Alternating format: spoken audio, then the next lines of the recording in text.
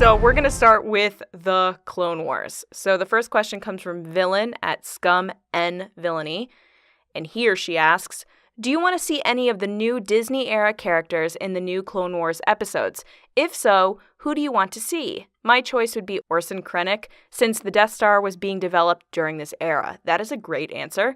I kind of want to see, I'm going to slaughter his name, the guy that gives the plans to Poe in Force Awakens.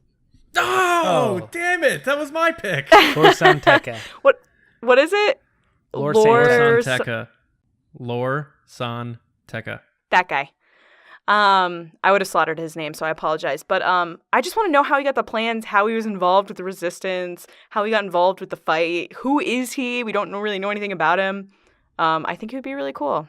John, what do you think? He's in the Poe comic, though. That story that you just described is in the Poe comic. He'd be Doesn't mean I don't want to see him in the Clone Wars. Yeah, I agree. Well, since Lacey took mine, I'm going to say Salacious B. Crumb. Just because I get a little more crumb in my life. I'm out of this question. She took my answer, so I'm moving on to the next one. Sorry, Villain. James? Caleb Dune. Absolutely. Boring. No, not boring. Like, if this kid... Tell us why. What's he doing? What's he doing in this? Right now, he's a Padawan to Depa Billaba. So if he shows up in the Clone Wars episodes just as an appearance, I think it's like such a huge nod to the entire series of Rebels. That's a big move, and it will be the first time we've ever seen him, obviously in like that, the young version of him, like in a 3D form, which would be really, really awesome. Get Freddie Prinze Jr., put a high-pitch voice thing on him, and yeah. There you go. I really want to know how they come up with Star Wars names. Like, I want to know that process. Because what you just said to me, even though I know their characters and I know who they are, like, when you said it back to back, it was just like, blah. You know, they're together. And I'm like, what? I think sometimes they've been getting a little too Star Wars namey. Like, we had Luke, we had Ben... We had Leia. We had, some pretty normal names. Yes. I was going to say, we still have Ben, though. Yeah. But sometimes they're like, we have to make it sound Star Warsy, and that sounds very Star Warsy. And it's like, maybe there's a Pete. Maybe there's a Pete floating around the galaxy. We have a Poe. Like Stormtrooper Pete. Yeah, Stormtrooper Pete. did he write in on this Ask the Resistance? He didn't. He did. All right. Next question. The next question is from VMP at Vinny_Vegas. And he, I'm assuming it's a he, asks, do you think Disney brought back the Clone Wars since The Last Jedi had negative buzz, or was this kept under wraps very tightly? James, I'm going to start with you because I actually know a legit answer to this, so I'm interested to see what you think.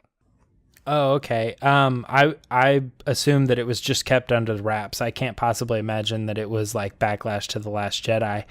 I just think that as they were coming up on the 10 years, it was like, well, what could we do? And this is going to be around the time that he was moving projects from Rebels to this other thing. And I just think all the things fell in place and it just made so much sense. And I think now the fans have kind of latched on to Dave Filoni as his own celebrity, whereas like back in the day when it was just the Clone Wars, he was just the guy behind the scenes and nobody really knew him. Now that he has all this pull and this weight, there's this want to bring Clone Wars back, and I think they knew it. I think the 10-year anniversary of the show was the biggest cause of this happening, not backlash to Last Jedi. John? Yeah, I'm sure like during the Clone Wars 10 years ago, if people were like, oh, Dave Filoni, that guy's great, people were like, who? Who's Dave Filoni? Mm-hmm. Like, didn't George Lucas make these? But now, like you're saying, he's the guy. Yeah, I mean, I'm no animation expert, but I think it's pretty impossible to have a trailer ready for a 12 episode animated series done in like 6 months. So this thing's probably been cooking for quite a long time. And I think James Arnold Taylor even took to Twitter and he's like, it's because of you fans petitioning to save the Clone Wars. You kept us alive. Thank you so much. You really did have an impact. So, I mean, I think it's just one of those things that they've been hiding well from us. So, AKA short answer, it had absolutely nothing to do with The Last Jedi backlash. Yeah, it definitely didn't have to do anything with negative stuff. This has been under wraps for a while. They've been working on this and trying to keep it from fans, and it was super hard, and they were surprised when fans didn't know about this. They thought it was going to leak in advance, but they had heard the rumblings of how everyone thought they were going to do Resistance stuff. I mean, you have to even think Amy from Nerdist didn't know they were doing this. She didn't know what they were playing, so she started crying on stage because she was like, I can't believe I'm on the panel that they're bringing this back on. Yeah, no, this was definitely something that's been planning for a while, and it has nothing Lacey, to do with The Last Jedi. I heard that, and this is from an expert source, that Filoni actually had this idea literally under his hat on a Post-it note the whole time. And one time he accidentally took his hat off and it blew away. And then he got the Post-it back and put it back under his hat. And that's why no one knew about it until the panel at San Diego Comic-Con. That is the most ridiculous thing I've ever heard, and no. Sources say. Sources. It's from sources, okay? All right, what's the last Clone Wars question? The last question comes from Brandon at Brandster Brand, and he asks, with the Clone Wars coming back, do you think this could bring the fan base back together now to just enjoy the Clone Wars? John, do you think everyone will come together, sing Kumbaya, and hug now that the Clone Wars is coming back? Clone Baya, my wars. Clone Baya. Yeah, why not? Right? I feel like Twitter's been a little nicer lately. I feel like the fan base has been a little friendlier lately, and it's more of a overall positive vibe coming from the Clone Wars. You have the prequel people who love it. You have the old school people who love it because it's tied to George.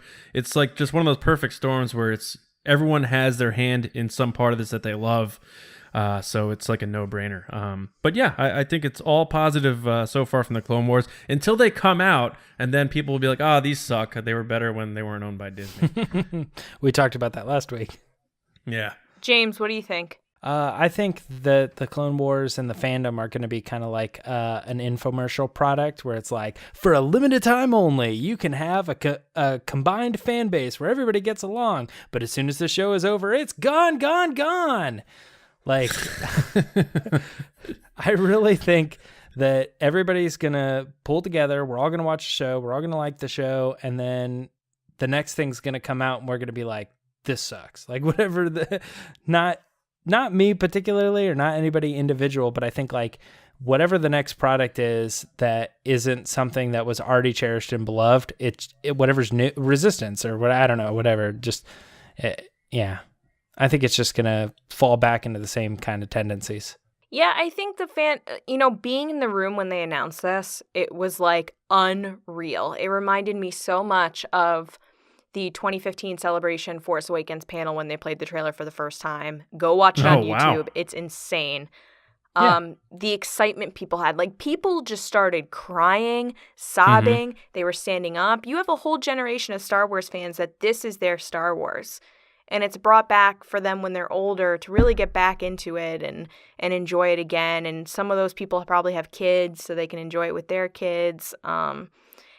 Especially the majority of the fandom isn't negative, but I know from reading people's tweets and seeing comments and just talking to other fans at San Diego, it's really taking a toll on everyone, the negativity, even if it's a small minority that are mad. So to finally be at a point in Star Wars where everyone's excited and everyone's on the same page that this is awesome. It's a great feeling to be a part of the Star Wars fandom. Not that I hate being a part of it normally, but you know what though, Lacey? It's tough sometimes to stay on Twitter and not log off for a little bit when all the negativity is going a little crazy. Oh yeah. But right now, just to have everybody be excited about one thing, it's super fun. It's super cool, and I'm interested to see how fans are going to react that this will be on the Disney streaming service and not on TV. And it's gonna, for me, I really think it's gonna come down to, like a lot of things, the final episode. Like the whole series can be good, but if they crush the last episode, it's gonna make or break the series. Like if they have a series finale of Seinfeld or like How I Met Your Mother where it just like absolutely stunk, then people are gonna be like, Clone Wars is ruined. They friggin' ruined it. But if they crush it, then even if this season is mediocre, they're gonna be like, perfect. They ended Spoiler it alert, so, it's gonna be all droid arcs.